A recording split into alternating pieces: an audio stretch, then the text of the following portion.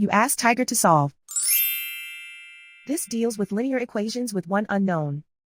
The final result is x equals 22. Let's solve it step by step. Group all x terms on the left side of the equation. Add 3x to both sides. Group like terms. Simplify the arithmetic. Group like terms. Simplify the arithmetic. Group all constants on the right side of the equation. Add 29 to both sides. Simplify the arithmetic.